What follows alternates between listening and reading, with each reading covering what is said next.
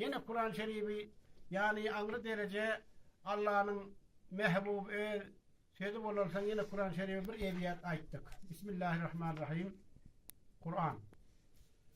Allah'dan geleni Resul'a pişevadır bu Kur'an.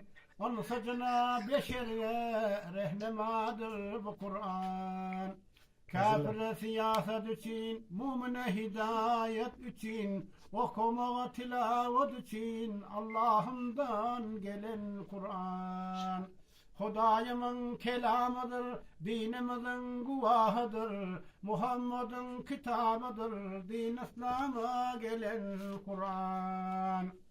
Allah etti Kur'an-ı müyesser, müminlere boldu rehber, cümle kitaplara server, dinimize hafız Kur'an. Hatta Kur'an hatmeden ol izam, Osman'dır cami kelam, bizden nihayet köp salam, dinimize hakim Kur'an. Allah'ın sözü hürmetli, olu hem di, ölü hem dire gerekli, hüfzedenler hem izzetli, nesip ediptir bu Kur'an. Barıv kavra girende, münkür nekirler gelende, merrebbik deyip soranla cevap verir bu Kur'an.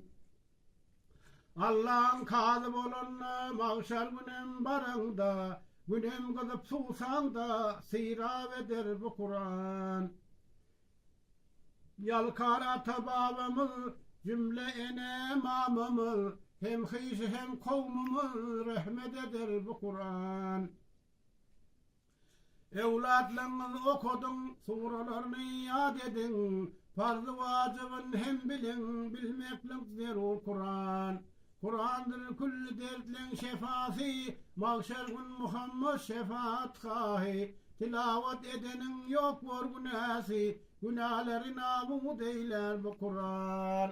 Okumağa min ihlasım ziyade, namit etmegin Allah'ım iki dünyada, Abdullah'ını yetir maksat murada, umutliğini namit etmez bu Kur'an. Birazcık daha.